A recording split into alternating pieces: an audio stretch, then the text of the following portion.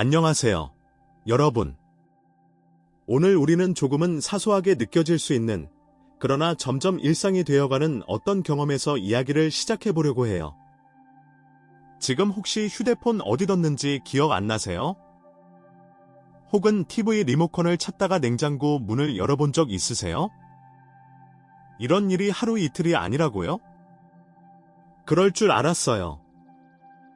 저 역시 요즘 들어 점점 더 자주 그런 경험을 하게 되거든요. 그런데 말이에요.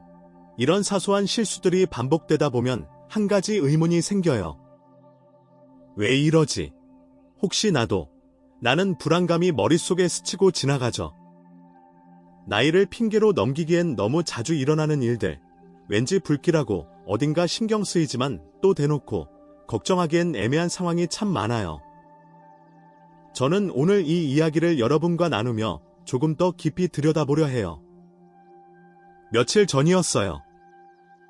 아침에 눈을 뜨자마자 시계를 봤죠. 그런데 깜짝 놀랐어요. 이미 오전 10시. 어라, 빨래는 어제 저녁에 돌려놨는데? 불이 나게 세탁기 문을 열었더니 차갑고 축축한 냄새와 함께 시간이 멈춘 것처럼 젖은 옷이 그대로 있더라고요. 아, 또 깜빡했구나. 그 순간 너무 속상했어요. 이런 실수는 이전에는 거의 없었거든요. 그런데 요즘은 부쩍 자주 그런 일이 생겨요. 약을 먹었는지도 자꾸 헷갈려요. 아침에 분명히 챙긴 것 같은데 점심쯤 되면 나 오늘 약 먹었나? 하며 약통을 들여다보게 되죠. 어떤 날은 이중으로 먹는 날도 있고 어떤 날은 아예 건너뛰어요. 이런 순간들이 쌓이면 어느샌가 자신감도 잃고 무언가 놓치고 있다는 불안함이 가슴 한켠에 자리를 잡습니다. 아마 여러분도 그런 경험이 있으셨을 거예요. 그리고 점점 그 빈도가 늘어나고 있다는 사실에 소름이 돋기도 하셨을지 몰라요. 문제는 이게 단순히 깜빡한 이 문제가 아닐 수도 있다는 거예요. 사람의 뇌는 정말 흥미롭고 신비한 기관이에요. 특히 기억을 담당하는 부위는 정말 예민하죠. 해마라는 작은 기관이 우리 기억에 사서 역할을 하고 있는데 이 친구가 제 역할을 못하면 문제가 시작돼요. 처음엔 자잘한 기억들이 엉키고 그러다 보면 점점 더 복잡한 사고도 영향을 받기 시작하죠. 더 이상 옛날 이야기처럼만 들을 수 없는 현실. 요즘은 60세도 청년으로 불릴 만큼 젊지만 아이러니컬하게도 이 연령대부터 시작되는 인지저하 사례는 생각보다 많아요. 어떤 분은 나 아직 건강해요 하시면서도 휴대폰 찾느라 하루 종일 집안을 뒤지고 또 어떤 분은 나이가 들어서 그래요 하시며 자연스럽게 받아들이시는데요. 여러분, 중요한 건 이런 작은 신호들을 그냥 흘려보내면 안 된다는 거예요. 혹시 아세요? 뇌는 우리가 놓치는 신호들을 꾸준히 보내고 있다는 사실. 하지만 우리는 그걸 자꾸 피곤해서, 바빠서라고만 해석해버려요. 그게 바로 문제의 시작일지도 몰라요. 여기서 흥미로운 이야기를 하나 드릴게요. 과학자들이 연구하다가 발견한 사실인데요. 깜빡깜빡하는 이런 증상들이 단순한 노화의 결과만은 아니라는 겁니다. 스트레스, 수면 부족, 불균형한 식단, 그리고 우리가 매일 마주하는 디지털 환경까지 뇌를 혹사시키는 요인들은 너무 많아요. 하지만 이 중에서도 가장 위험한 건 그것들을 당연하게 받아들이는 우리의 태도예요. 물론 이런 증상이 있다고 해서 모두가 치매 초기라는 건 아니에요. 하지만 문제는 그 경계가 아주 흐릿하다는 데 있어요.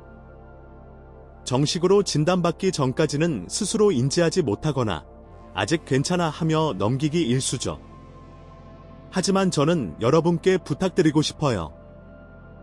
제발 그 작은 실수 하나하나를 가볍게 넘기지 마시라고요. 이쯤에서 잠깐 기이하면서도 부수적인 이야기 하나 더 드릴게요.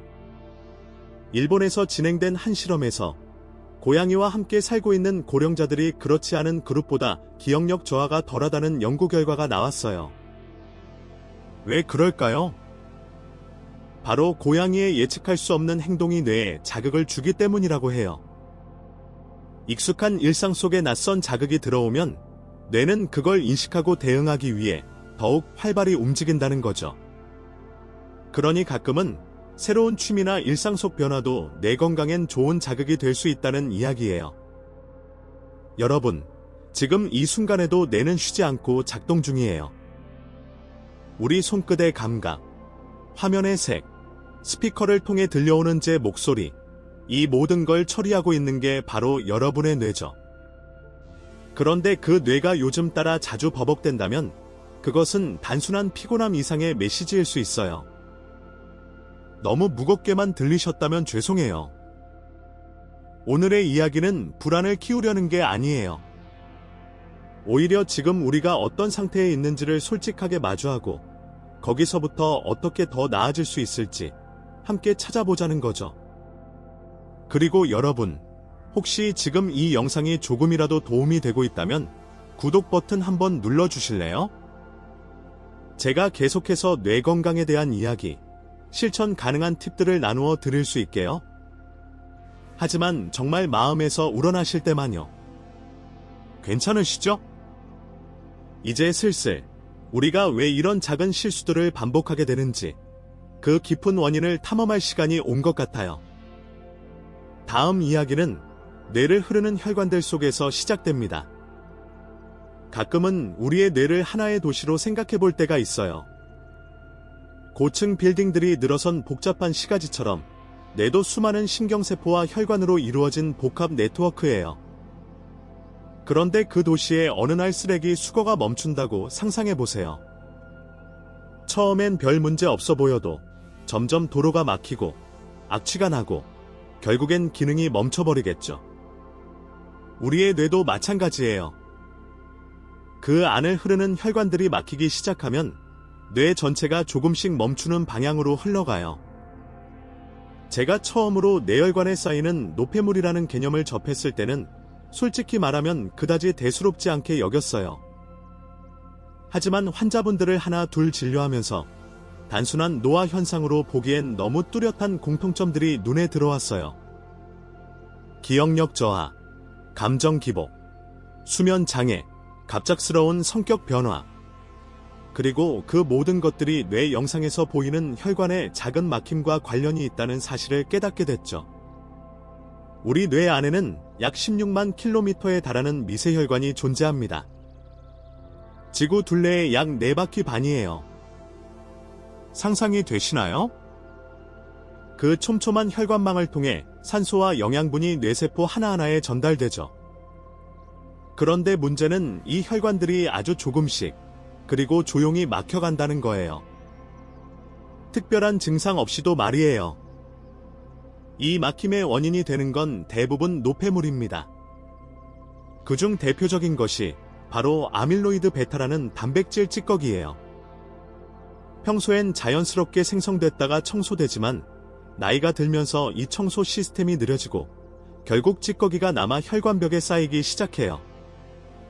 이것이 플라크가 되고 혈관을 서서히 좁게 만들죠. 마치 오래된 수도관 안쪽에 녹이 스는 것처럼요. 재미있는 건 이런 변화가 생긴다고 해서 곧바로 증상이 나타나는 건 아니라는 점이에요. 오히려 사람들은 가장 가까운 가족들이 먼저 눈치채요. 말수가 줄었다거나 표정이 자주 무표정해졌다거나 또는 같은 말을 반복한다는 식으로요. 본인은 여전히 멀쩡하다고 느끼기 때문에 병원에 오기까지 평균 3년 이상이 걸린다고 해요. 그 시간이 얼마나 중요한지 아마 상상하실 수 있을 거예요. 과학자들 사이에서는 아직도 논쟁이 있는 부분이에요. 과연 아밀로이드 베타가 치매의 원인이냐, 아니면 단지 결과일 뿐이냐. 즉, 그것이 치매를 유발하느냐 아니면 뇌가 손상되면서 자연스레 생기는 부산물이냐 하는 거죠. 이건 마치 화재 현장에서 발견된 재를 보고 그게 불을 낸 주범인지 단순한 흔적인지 따지는 것과 비슷해요. 하지만 분명한 건 이 물질이 뇌혈관에 쌓이면 뇌세포는 스트레스를 받고 그로 인해 신경 전달이 느려지고 기억력은 점점 흐릿해진다는 거예요. 특히 해마라는 노폐물 축적이 가속된다고 해요. 즉, 우리가 매일 무엇을 먹는지가 곧 우리의 기억을 만드는 셈이죠. 그러니 기억력이 자꾸 흐려진다면 그건 단지 나이 때문이 아니라 지금 내 혈관에 어떤 일이 벌어지고 있는지를 돌아보는 게 먼저일지도 몰라요. 뇌세포 하나하나가 여전히 생존을 위해 싸우고 있다면 우리가 해줄 수 있는 일은 그들을 위한 통로를 열어주는 것이겠죠. 이제부터는 그 통로를 열 수 있는 한 가지 기름 이야기를 해볼게요. 뇌세포의 생명줄이 되어줄 기적 같은 작은 스푼 하나의 이야기로요. 우리는 평생 동안 무심코 기름을 참 많이 먹어요. 부침개를 부치며, 고기를 구우며, 나물을 무치며, 심지어 샐러드에도 기름을 뿌리죠. 그런데 그 기름이 뇌를 살릴 수도, 천천히 망가뜨릴 수도 있다는 사실, 알고 계셨나요? 예전엔 저도 기름은 그냥 기름이지라고 생각했어요. 들기름, 참기름, 식용유, 올리브유. 이름만 다르지 결국 비슷하다고 여겼죠. 하지만 아니더라고요. 뇌과학자들이 요즘 들어 가장 주목하는 영양소 중 하나가 바로 오메가3 지방산, 특히 셰라는 성분이에요. 이게 바로 들기름 속에 듬뿍 들어있는 귀한 물질입니다. 재미있는 사실 하나 알려드릴까요? 우리의 뇌세포막은 약 60%가 지방으로 이루어져 있어요. 기름 덩어리라고 해도 과언이 아니죠. 이 지방이 어떤 종류냐에 따라 뇌세포막의 유연성, 신호 전달력, 해독 기능 등이 결정돼요. 그런데 문제는 우리가 먹는 대부분의 기름이 이 중요한 뇌세포막을 딱딱하게 만드는 방향으로 작용하고 있다는 점이에요. 가장 대표적인 기름이 바로 올리브유입니다. 건강한 기름으로 유명하죠. 저도 오랫동안 샐러드에 듬뿍 뿌려 먹었어요. 지중해 식단에서 빼놓을 수 없고 항산화작용도 뛰어나다고 하니까요. 하지만 말이죠. 여기서 중요한 건 올리브유는 간에 좋을 수는 있어도 뇌에는 그다지 도움이 안 된다는 거예요. 왜냐고요? 올리브유에는 오메가9의 주성분인데 이건 뇌세포막의 유연성을 높여주지 못하거든요. 반면에 들기름은 완전히 다릅니다. 들기름에는 오메가3 지방산이 60% 이상 들어있어요. 특히 엘퍼리놀렌산이 풍부한데 이게 체내에서 대세로 전환돼요. 뇌세포막을 부드럽고 유연하게 해줘서 신경간의 소통을 활발하게 만들죠. 마치 오래된 전화선을 광케이블로 교체하는 것 같은 느낌이라고 생각하시면 돼요. 정보 전달 속도가 빨라지고 잡음은 줄고 연결은 선명해지는 거죠. 한 가지 더. 대시에는 염증을 억제하는 작용도 해요. 아까 말씀드린 뇌혈관 속 노폐물, 아밀로이드 베타 같은 물질들이 염증 반응을 일으켜서 더 쌓이게 되는데 오메가3는 그런 염증을 진정시켜주는 역할을 해요. 즉, 들기름은 두 가지 일을 동시에 해주는 거예요. 뇌세포막을 건강하게 만들고 뇌혈관을 청소해주는 거죠. 어때요? 정말 대단하지 않나요? 이쯤 되면 들기름이 그렇게 좋으면 왜 그동안 몰랐지? 라는 생각이 드실지도 몰라요. 사실 우리 조상님들은 이미 알고 계셨어요. 할머니가 나물 무칠 때 왜 꼭 들기름을 쓰셨을까요? 단순히 고소한 맛 때문만은 아니었어요. 오랜 세월에 걸쳐 축적된 경험적 지혜였던 거죠. 그런데 어느 순간부터 우리는 서양의 식문화에 열광하면서 그 전통을 잊어버렸어요. 오히려 건강식이라는 이름 아래 올리브유를 더 많이 찾게 되었죠. 물론 여기에는 분명한 이유도 있어요. 들기름은 보관이 까다롭고 산패도 빠르거든요. 하지만 그 단점을 알고 잘 관리만 하면 뇌 건강에는 그 어떤 기름보다도 효과적이에요. 특히 하버드 의과대학의 최근 연구에서도 이 사실이 확인됐죠. 그들은 무려 10년 동안 6만 명을 추적 조사했어요. 그 결과 들기름처럼 오메가3가 풍부한 식물성 기름을 꾸준히 섭취한 사람들은 치매 발병률이 무려 43%나 낮았다고 합니다. 거의 절반에 가까운 수치죠. 같은 연구에서 올리브유를 주로 사용한 그룹은 치매 발병률이 일반 평균과 비슷했어요. 즉, 특별히 나쁜 것도 좋지도 않은 평범한 결과였죠. 이 데이터를 보면 우리가 어떤 기름을 선택하느냐가 단순한 입맛의 문제가 아니라 인생 후반부의 기억력과 직결되는 문제라는 걸 알 수 있어요. 여기서 한 가지 부수적인 정보, 살짝 곁들여 볼게요. 들기름은 실제로 뇌뿐 아니라 눈 건강에도 좋아요. 망막세포 역시 지방산으로 구성돼 있어서 대체가 부족하면 시력이 저하될 수 있거든요. 나이 들수록 글씨가 뿌옇게 보이고 초점이 흐려지는 분들은 단순히 노안이 아니라 지방산 불균형일 수 있다는 거죠. 물론 이 모든 것이 단지 기름 한 스푼으로 완벽하게 해결된다는 건 아니에요. 하지만 방향을 바꾸는 힘은 분명히 있어요. 지금 이 순간부터 어떤 기름을 쓰느냐를 의식하게 되는 것, 그것만으로도 큰 차이를 만들 수 있습니다. 마지막으로 하나 더. 요즘 오메가3 영양제 드시는 분들 많죠? 특히 고등어에서 추출한 어유 제품들. 그런데 그것도 문제가 있어요. 많은 제품들이 산화되거나 정제 과정에서 유효 성분이 파괴되기도 하거든요. 들기름은 식물성이라 산화 속도는 빠르지만 신선한 상태로 섭취한다면 오히려 체내 흡수율이 더 높다는 연구도 있어요. 여러분, 기억하세요. 지금 우리가 뇌를 위해 할 수 있는 가장 간단하고 강력한 행동 중 하나가 기름 바꾸기입니다. 매일 먹는 기름 한 스푼, 그 속에 들어있는 작은 오메가 3분자가 오늘의 깜빡함을 줄이고 내일의 나를 지켜줄지도 몰라요. 그래서요, 오늘 저녁 나물 무치실 때 참기름 대신 들기름 한 방울 넣어보세요.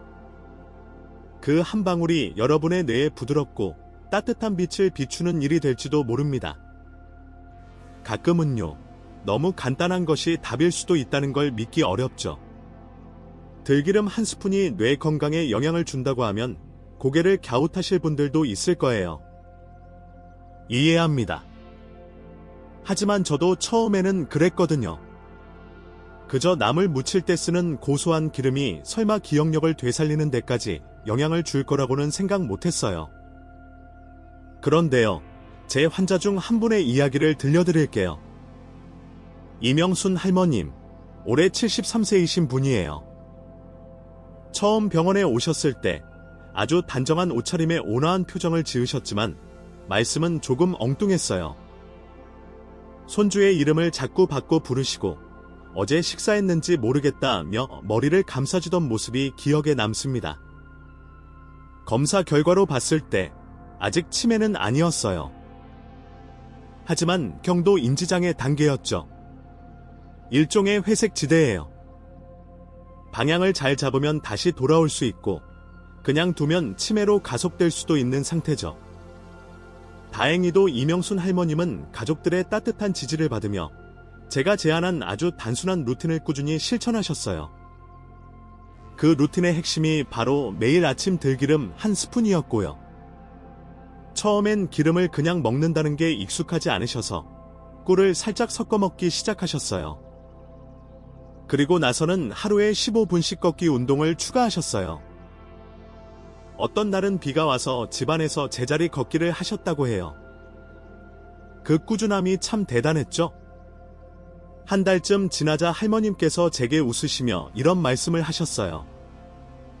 요즘은 휴대폰을 안 잃어버려요. 전에는 늘 침대 밑이나 냉장고에 있곤 했는데 요새는 내가 직접 어디 뒀는지 기억이 나요. 정말 반가운 말이었어요. 2달쯤 지나자 말의 흐름이 매끄러워졌고 얼굴 표정도 더 밝아졌습니다. 특히 손주 이름을 헷갈리지 않고 또박또박 부르시는 걸 보고 따님이 울컥하시던 장면은 아직도 눈앞에 생생해요.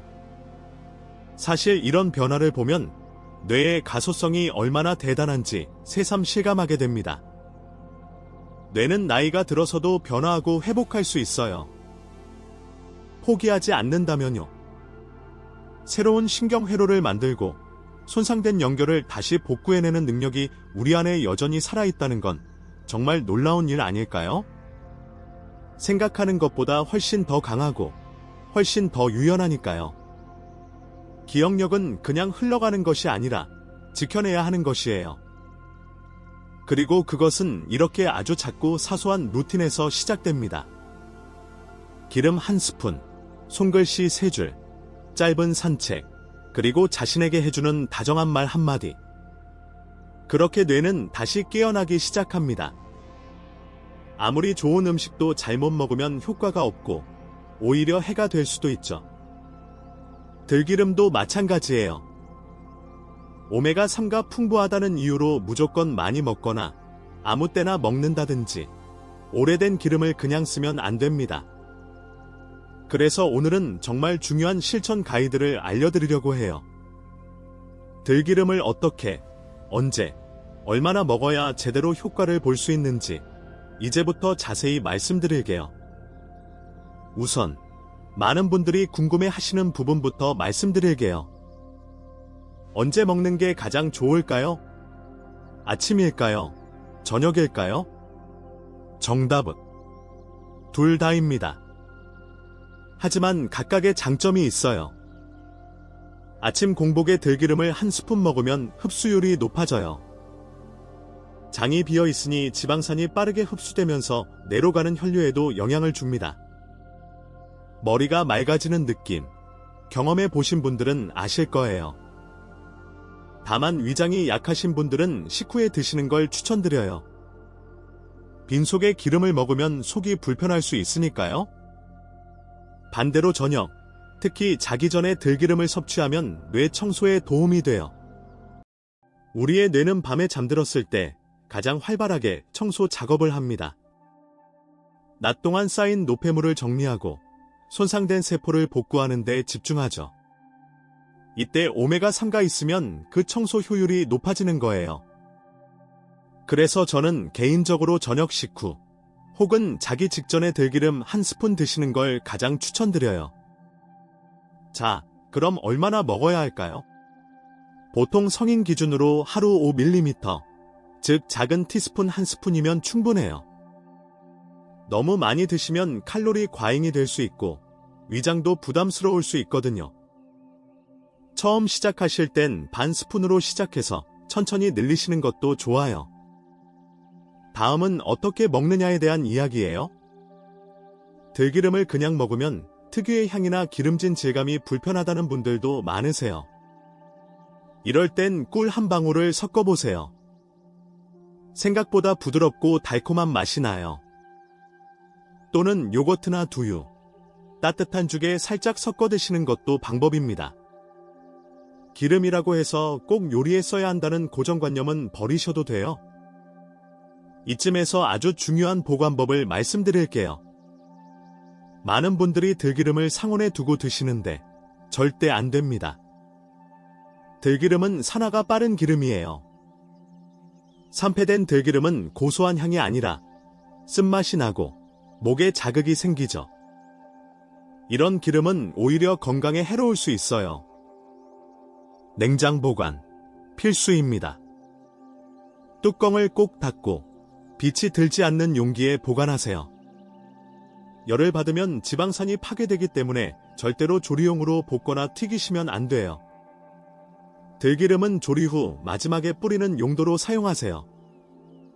된장찌개나 미역국 끓이고 나서 불을 끈 다음 마지막에 한두 방울 넣어보세요. 고소한 향과 함께 영양도 그대로 살아있어요. 이제 어떤 음식과 함께 먹으면 좋은지도 알아볼게요. 들기름은 발효식품과 찰떡궁합입니다. 김치, 된장, 청국장, 묵은지, 심지어 나토까지. 이런 음식에 들기름을 몇 방울 뿌려 드시면 장 건강과 뇌 건강을 동시에 챙길 수 있어요. 발효식품 속 유익균이 오메가3의 흡수를 도와주거든요. 특히 장내축, 엑시스, 이라는 개념이 요즘 뇌과학계에서 주목받고 있어요. 장이 건강하면 뇌도 건강하다는 뜻이죠. 또 하나, 나물 무침에 꼭 들기름 써보세요. 시금치나 콩나물, 고사리 같은 나물은 수용성 비타민이 많기 때문에 기름과 함께 먹으면 비타민 흡수율이 확 올라갑니다. 건강에도 좋고 맛도 고소하니 금상첨화죠. 미묘한 이야기 하나 더 드릴게요. 들기름을 꾸준히 드시는 분들은 피부톤도 맑아지고 입술이 덜 텄다고 말해요. 이유가 뭘까요?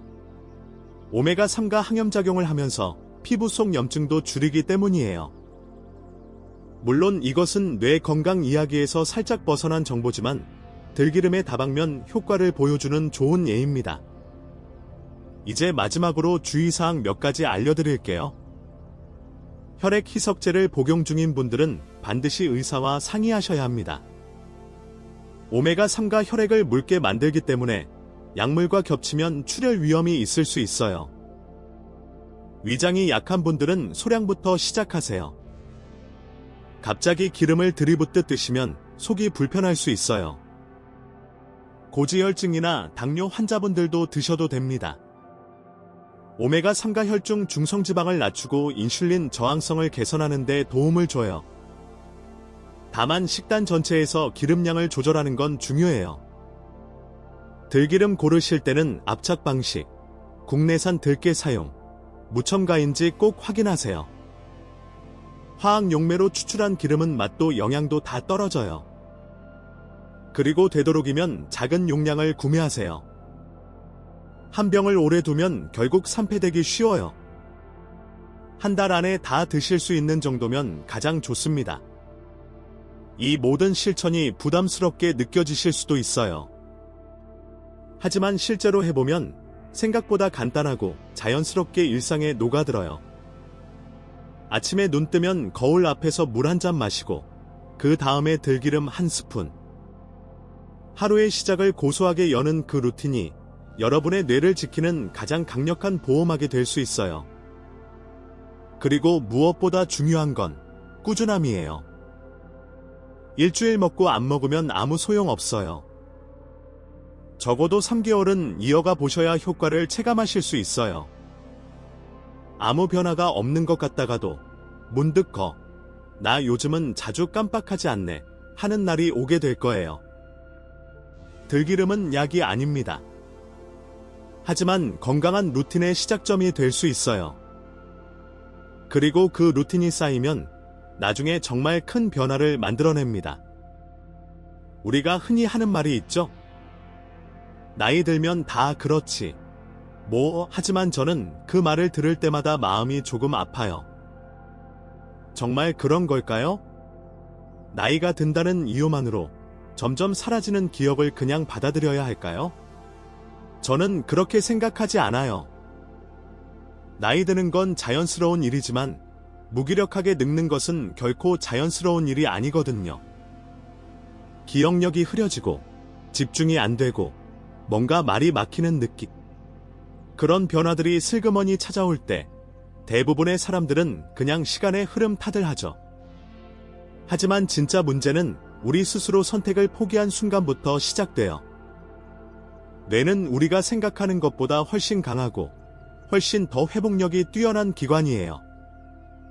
그리고 그 회복은 지금 이 순간에도 계속해서 가능하답니다. 우리가 지금 내리는 결정, 오늘의 선택, 그것들이 바로 미래의 뇌 건강을 만들어가요. 기억이란 건 추억을 저장하는 창고이자 삶의 방향을 결정짓는 나침반이에요. 그 나침반이 흐려지기 시작하면 삶 전체가 어디로 가는지 알 수 없게 되죠. 하지만 들기름 한 스푼, 짧은 산책, 따뜻한 대화, 그리고 잠들기 전에 조용한 명상. 이런 작은 실천들이 쌓이면 뇌는 서서히, 그리고 분명하게 반응을 시작해요. 저는 요즘 아침에 일어나면 먼저 커튼을 열고 햇빛을 쬐어요. 그 다음은 늘 마시는 따뜻한 물 한 잔. 그리고 들기름 한 스푼. 하루를 고소하게 여는 이 짧은 루틴이 뇌를 깨우고 기억을 정리하고 하루를 선명하게 해주는 느낌을 줘요. 뇌 건강은 멀리 있는 것도 복잡한 것도 아니더라고요. 아주 가까운 데서 가장 소박한 곳에서 시작돼요. 또 하나 말씀드리고 싶은 게 있어요. 치매는 혼자의 병이 아니에요. 한 사람이 치매에 걸리면 이야기를 통해 배우고 용기를 얻잖아요. 자, 이제 마무리할게요. 이 모든 이야기를 들은 당신은 분명히 조금 더 따뜻하고 선명한 내일을 준비할 수 있는 분이실 거예요. 눈앞의 하루를 정성껏 살고 그 속에서 뇌를 아끼고 기억을 지키는 삶. 저는 그런 삶을 응원합니다. 들기름 한 스푼이 그 출발점이 되기를 진심으로 바라면서요. 우리는 나이가 들수록 기억이 흐릿해지는 건 자연스러운 일이라고 받아들이기 쉽지만 그 변화는 미리 예방할 수 있고 심지어 어느 정도 되돌릴 수도 있습니다. 이 시나리오에서는 들기름 속 오메가3 지방산이 뇌 건강에 어떤 영향을 미치는지 과학적, 실제적인 관점에서 풀어내며 단순한 습관이 얼마나 강력한 도구가 될 수 있는지를 강조했습니다. 특히 하루 한 스푼의 들기름 섭취가 뇌세포막의 유연성을 높이고 혈관 내 염증을 줄이며 기억력 향상에 실질적인 도움을 준다는 점은 여러 연구와 사례를 통해 구체적으로 설명되었습니다. 뇌는 나이와 상관없이 가소성을 갖고 있으며 자극과 영양만 충분하다면 언제든지 회복할 수 있는 기관입니다. 이 시나리오는 단순한 건강 정보 전달을 넘어서 실천 가능한 행동 지침과 정서적 지지를 함께 제공합니다. 아침의 루틴, 올바른 기름 섭취법, 발효식품과의 궁합, 보관법, 주의사항 등 실생활 속에 바로 적용할 수 있는 팁을 통해 시청자들에게 실질적인 도움을 주고자 했습니다. 들기름 한 스푼은 작은 선택이지만 그 선택이 쌓이면 기억과 감정, 그리고 가족의 미래를 바꿀 수 있습니다. 이 이야기를 통해 여러분의 내일이 조금 더 선명하고 고요하게 밝혀지기를 바랍니다.